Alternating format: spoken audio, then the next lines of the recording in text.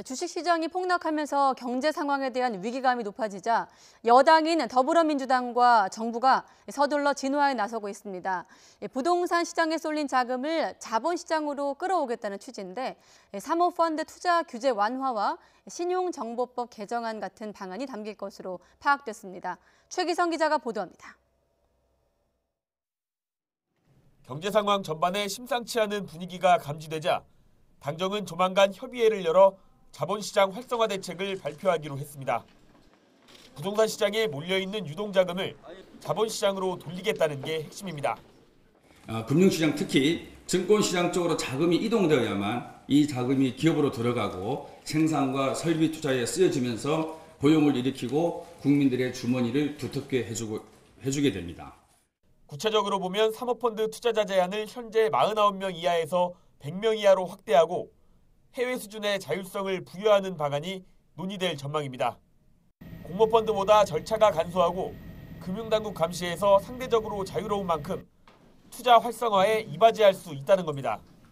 여기에 금융회사가 보유한 방대한 개인정보를 가명 처리해서 빅데이터로 활용하도록 하는 신용정보법 개정안도 현안으로 다뤄질 예정입니다. 여당인 더불어민주당도 불안 심리를 잠재울 대책이 시급하다고 밝혔습니다. 홍영표 원내대표는 금융당국이 자본시장을 안정시키기 위해 5천억 원 규모 자금을 대안으로 내놨지만 부족하다는 평가를 내렸습니다. 정부는 불안 심리가 실물 경제로까지 전이되지 않도록 막는 것이 중요하다고 생각합니다. 정부는 현 상황에 대한 위기의식을 갖고 야당은 심화하는 경제위기 책임에 정부 여당의 책임이 크다며 정책 전환과 함께 경제팀 경제를 거듭 촉구했습니다.